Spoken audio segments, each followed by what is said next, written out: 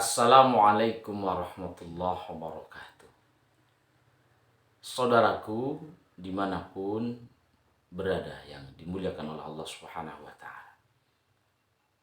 Kesempatan yang baik ini akan saya sampaikan lanjutan dari video yang pertama tentang musuh yang ada dalam diri kita yang harus kita perangi agar kita bisa menjadi orang yang baik, orang yang sukses dunia dan akhiratnya, baik menurut manusia, terlebih baik menurut Allah Subhanahu wa Ta'ala.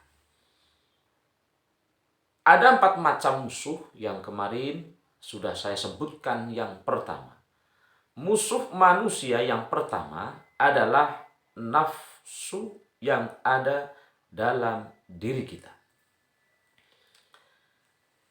Episode kali ini kita akan membahas siapa musuh kita yang kedua, yang merupakan ada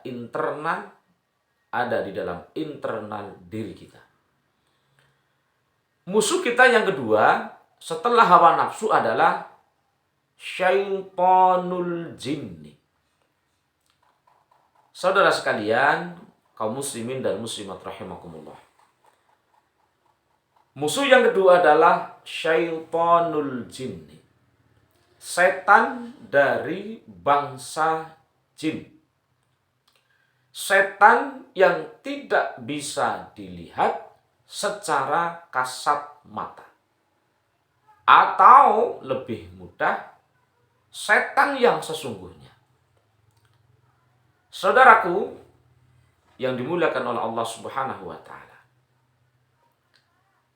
Ketika semua manusia masih hidup, maka dimungkinkan bahwa di dalam diri manusia, di dalam diri kita masing-masing itu masih ada setan.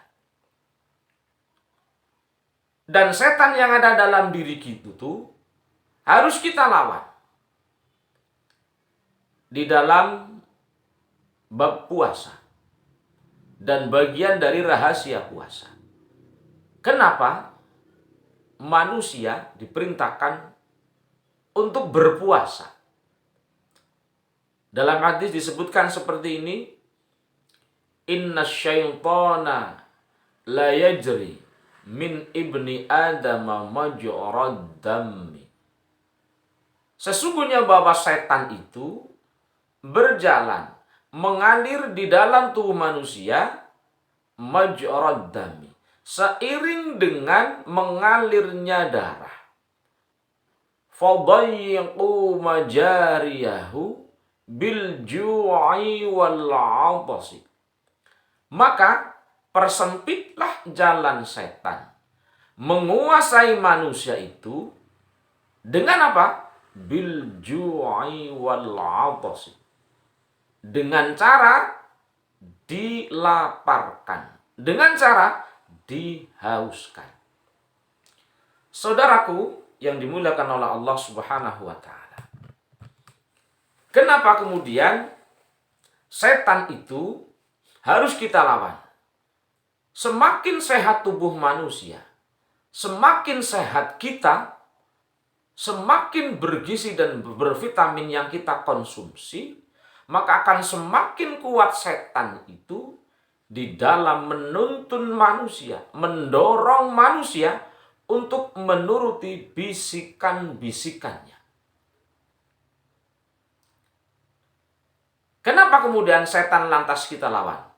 Kenapa kemudian setan yang ada dalam diri itu harus kita lawan? Sebab konteks setan yang ada dalam diri kita menyuruh manusia agar tidak berbuat baik itu sesungguhnya setan hanya membisiki kita.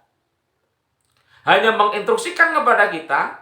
Toh seandainya instruksi setan alladzi yuwaswisu fi sudurin nas, di mana setan itu kemudian menggoda hati kita, pikiran kita, mengendalikan kita. Bahasa mudahnya, orang usah sembayang go ngapa. Sembayang ya kerek, ora ya kerek.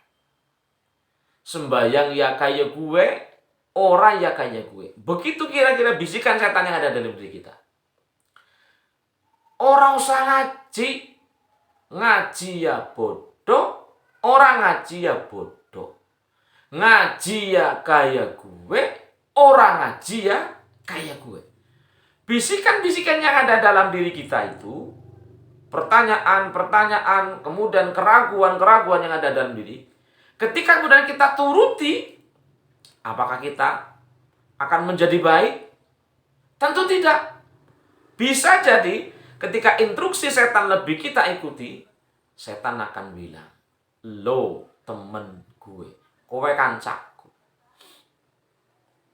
Maka, saudaraku sekalian yang dimuliakan oleh Allah Subhanahu wa Ta'ala, mari kita kenali, mari kita persiapkan agar kita menjadi orang yang baik, orang yang beruntung di dunia dan akhirat kita. Kenali musuh kita sedini mungkin, hawa nafsu kita, kemudian setan yang ada dalam diri kita.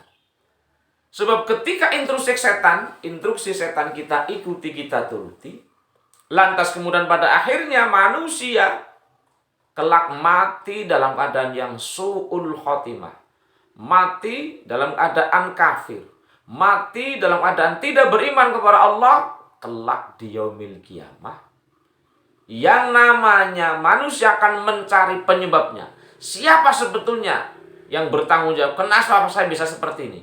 Maka dia akan mencari setan di neraka Allah Subhanahu wa Ta'ala. Tapi apa kata setan? Ketika setan dalam bahasa Jawa ditempuhna, nah ye wong ye, wong ye biyen sing marai nyong dadi ora bagus. Wong ye sing perintah men konyo ngaja salat. Wong ye sing perintah men nyong dadi wong sing mabok-mabokan. Saudaraku, apa kata setan? Inni bari minka. Setan akan dengan mudahnya, dengan entengnya, aku terbebas dari. Kita ambil kesimpulan bahwa kenapa setan seperti itu? Sebab setan memang tidak mau sendiri berada di neraka Allah Subhanahu wa Ta'ala. Maka setan berusaha untuk mencari teman sebanyak-banyaknya, rekan sebanyak-banyaknya dari Bani Adam, dari anak turun Nabi Adam alaihissalam, agar semakin banyak teman, semakin ramai nerakanya Allah. Setan merasa sukses, setan merasa berhasil di dalam mengelabui manusia, agar manusia menjadi temannya. Maka penting untuk kita sekalian selalu bermunajat kepada Allah Subhanahu wa Ta'ala, agar setidaknya kita tergoda, kita terbebas dari godaan setan. Maka kenapa kita membaca Al-Quran? Kita dianjurkan membaca ta'awudz. A'udzu billahi minasyaitonir rajim. Aku berlindung kepada Allah dari godaan syaitan yang terkutuk. Sebab setan merupakan makhluk yang sudah dikutuk oleh Allah Subhanahu wa Ta'ala. Setan, iblis merupakan makhluk laknatullah yang sudah dilaknati oleh Allah. Tetapi kemudian setan meminta kepada Allah penangguhan agar apa?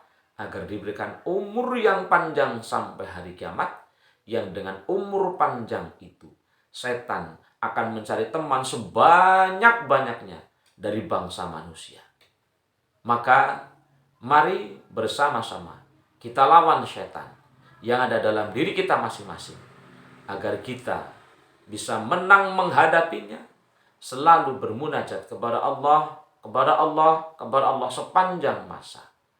Dan kita bermunajat agar akhir hayat kelak kita menghadap kepada Allah dalam keadaan yang husnul khotimah, dalam keadaan yang baik, dalam keadaan membawa iman. Dan mudah-mudahan kita kuat dalam menghadapi godaan-godaan syaitan. Demikian untuk musuh yang kedua yang harus kita lawan, dan mudah-mudahan kita selalu berikan kekuatan oleh Allah. Wal afu minkum billahi taufiq hidayah. Assalamualaikum warahmatullahi wabarakatuh.